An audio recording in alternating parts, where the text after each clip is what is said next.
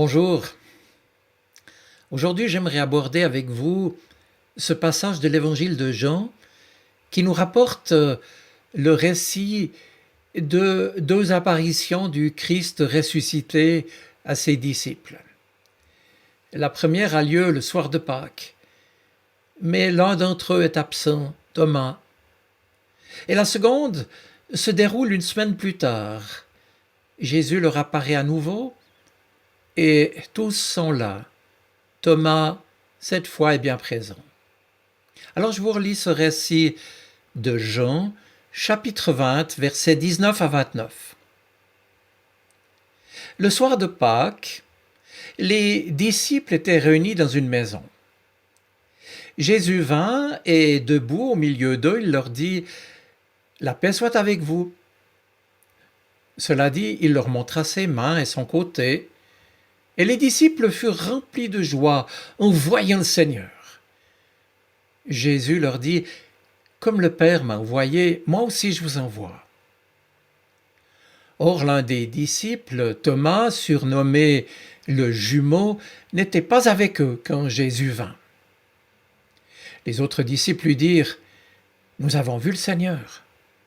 Mais Thomas leur répondit « Si je ne vois pas la marque des clous dans ses mains, si je ne mets pas mon doigt à la place des clous et ma main dans son côté, je ne croirai pas. » Une semaine plus tard, les disciples de Jésus étaient de nouveau réunis dans la maison et Thomas était avec eux. Les portes étaient fermées à clé, mais Jésus vint et, debout au milieu d'eux, il dit « La paix soit avec vous ». Puis il dit à Thomas « Mets ton doigt ici et regarde mes mains. Avance ta main et mets-la dans mon côté. Cesse de douter et crois. » Thomas lui répondit « Mon Seigneur et mon Dieu. » Jésus lui dit « C'est parce que tu m'as vu que tu as cru. Heureux sont ceux qui croient sans m'avoir vu. » Mes amis, il est normal que le doute de Thomas et sa volonté de voir pour croire nous interpellent. Ne sommes-nous pas comme Thomas, nous qui, trop souvent, avons besoin de voir pour croire? D'ailleurs, ce Thomas, on l'a qualifié de sceptique, puisqu'il avait déclaré « s'il ne voyait pas par lui-même, non, il ne croirait pas ». Mais pour autant, pouvons-nous accuser Thomas de mauvaise foi? Je pense que non. Preuve en est qu'un peu avant, revenons au chapitre 11 de Jean, lorsque Jésus avait décidé de retourner en Judée malgré le danger d'être arrêté et l'avis de prudence qu'avaient émis ses disciples, lui, Thomas, avait dit aux autres « Allons-y, nous aussi, pour mourir avec lui ». Et le fait qu'il se soit ensuite exclamé dans notre récit « Mon Seigneur et mon Dieu », en voyant enfin le Christ ressuscité, montre qu'il a réfléchi au mystère de la mort du Christ. Et puis, fruit de cette réflexion, sa déclaration, qui est une des plus belles affirmations de foi qu'on puisse trouver dans la Bible, vient bien du plus profond de lui. Thomas parlait donc de bonne foi et avec sincérité. Oui, il admet avoir des difficultés à croire à la résurrection de Jésus et il ne le cache pas. Mais il continue de chercher la vérité. Et il ne reste pas seul avec son doute. Il a cherché à comprendre dans la profondeur de son cœur. Et il a fait la seule chose qu'il pouvait pour dissiper sa perplexité. Il est allé auprès des apôtres en espérant voir lui-même ce dont il lui avait témoigné. Mes amis, nous aussi, il est normal que nous ayons parfois des doutes dans nos vies. Et n'ayons pas peur de nos questions. Jésus lui-même a eu, je vous le rappelle, ses propres doutes. étant un homme comme chacun de nous. Souvenez-vous par exemple dans le jardin de Gethsémane, un peu avant sa passion. Il a douté de savoir s'il aurait la force de subir ce qu'il attendait. Et même plus tard, sur la croix, il s'est demandé si son père ne l'avait pas abandonné. Mais malgré tout, Jésus a fait confiance à Dieu son Père. Et il a cherché son apaisement en Dieu, dans la prière et dans la confiance que Dieu est amour, qu'il est bienveillant et compatissant, patient et d'une immense bonté. Alors l'attitude adéquate que nous pouvons nous-mêmes adopter dans nos moments de doute, de remise en question, d'incertitude, c'est de continuer nous aussi à chercher ce que Dieu veut pour nous et nous en remettre, quoi qu'il puisse arriver, à celui qui sait toutes choses et qui prend soin de nous. Il ne s'agit donc pas de nous fermer, ni de permettre au doute de nous conduire dans de fausses directions, ou pire encore, de ne plus faire confiance à celui qui nous tient entre ses mains.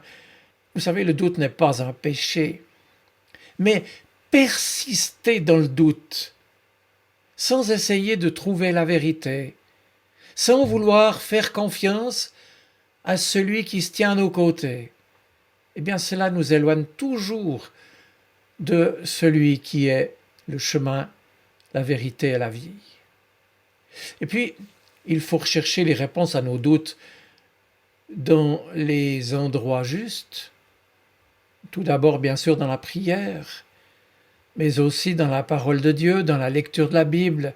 Et puis ne négligeons pas non plus la possibilité de demander un peu d'aide à une personne plus avancée que nous dans la foi.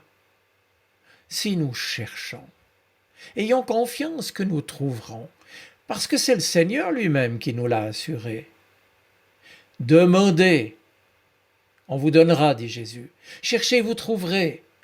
Frappez, on vous ouvrira. Relisez Matthieu 7. Et puis soyons patients et persévérants. Parce qu'au contraire, qui ne cherche pas ne trouvera jamais. Cela dit, Thomas, qui a douté, oui, de la réalité de la résurrection de Jésus, et c'était compréhensible, a aussi été, vous l'avez entendu, le premier à confesser sa foi en Jésus et à lui donner son véritable titre, mon Seigneur et mon Dieu. Eh bien, cette affirmation qui résume tout l'Évangile n'allait pourtant pas de soi. Elle était adressée à un homme qui portait les marques des clous avec le côté transpercé.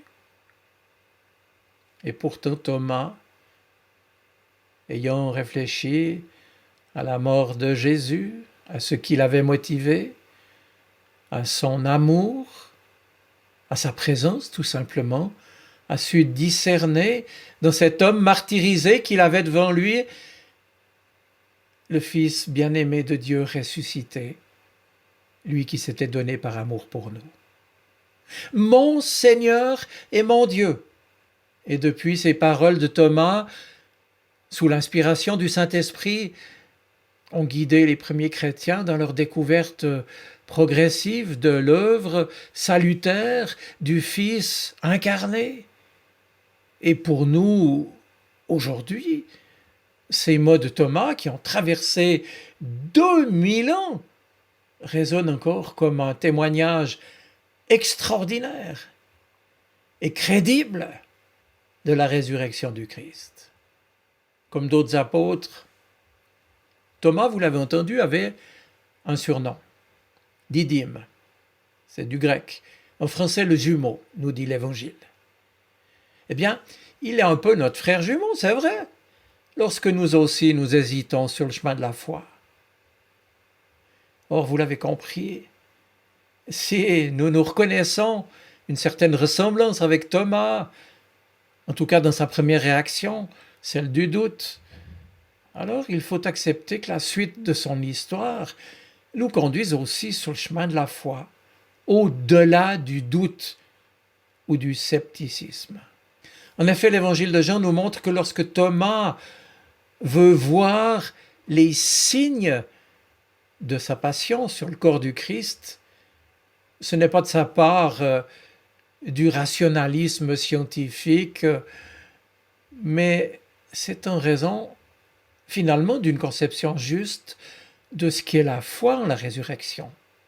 Et il nous met ainsi en garde contre une idée trop répandue de la résurrection qui ne serait qu'une sorte de survie de l'âme ou une simple mémoire de quelqu'un du passé. Et si donc Thomas veut voir les plaies du Christ, c'est parce que c'est corps et âme que l'on ressuscite, dans l'intégralité de notre être, comme accomplissement de notre histoire humaine en Dieu.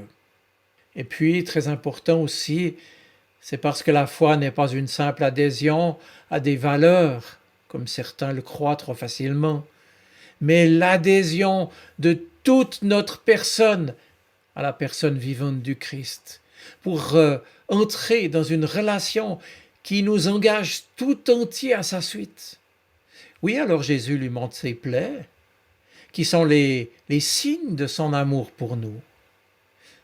Comme le disait Ésaïe chapitre 53, cette prophétie, c'est par ces blessures que nous sommes guéris. Non pas à cause du degré de la souffrance physique subie, mais à cause de l'amour qu'il a motivé et qu'il n'a jamais cessé d'avoir pour nous et pour son Père, au cœur même de cette injuste souffrance. Bref, on invite Thomas à s'approcher de ses plaies et Jésus le fait entrer en communion avec son amour pour l'humanité dans ses plaies sont le signe. Alors Thomas peut reconnaître en Jésus non pas un homme exceptionnel dont les idées, par-delà sa mort, continueraient d'inspirer des humains, mais son Seigneur et son Dieu. Celui qui lui révèle le visage et l'amour de Dieu, celui auquel il peut donner sa vie en toute confiance, parce qu'il est le vivant dont l'amour est plus fort que la mort. Et je vous le fais remarquer, c'est à ce moment précis que Jésus va dire la dernière des béatitudes de l'Évangile. Heureux ceux qui croient. Pourquoi? Parce que nous n'avons rien à envier à Thomas en fin de compte. Même si nous ne bénéficions pas comme lui d'une apparition, du ressuscité, eh bien nous pouvons suivre le même chemin que Thomas. Par exemple en voyant d'autres croyants vivre à leur tour leur foi, ou en nous approchant de quelque chose que j'appellerais l'humanité du Christ, en découvrant dans le visage d'hommes et de femmes celui qui s'est donné pour nous, en découvrant l'amour dont Dieu nous aime. Oui, nous pouvons prendre le risque de croire et de vivre à notre tour de la foi pour recevoir l'Esprit promis, pour lui rendre témoignage par toute notre vie. Alors habiter et travailler par son Esprit qui veut agir en nous. N'ayons donc pas peur de ressembler à Thomas. Parfois, oui, notre jumeau dans ses doutes et ses objections, mais aussi un exemple de disponibilité à accueillir la grâce de la foi et à comprendre le bonheur de croire, de suivre le Christ sur le chemin de sa vie donnée par amour. Et ce, nous dit l'Écriture, jusqu'à la gloire de sa résurrection. Maintenant, un dernier mot, soyons attentifs à l'attitude des autres apôtres aussi, qui étaient là lors de ces deux apparitions. Leur attitude est importante parce qu'elle nous renseigne sur qui nous sommes et sur ce que nous avons à faire en tant que chrétiens. Parce que quand il fait en fait ces apôtres, eh bien après avoir vu Jésus ressuscité, ils ont été transformés, remplis de joie. Et plus tard, en recevant l'Esprit Saint, ils vont être envoyés pour continuer la mission que le Père a confiée à son Fils, pour partager cette bonne nouvelle. Mais déjà ici, ils témoignent de leur foi, à commencer par Thomas, qui était absent, et ils lui disent « Nous avons vu le Seigneur ».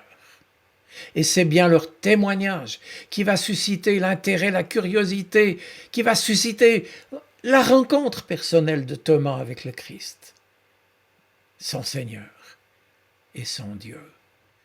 Un chrétien qui était engagé au service des exclus de notre société disait ceci, et j'aimerais le citer en terminant.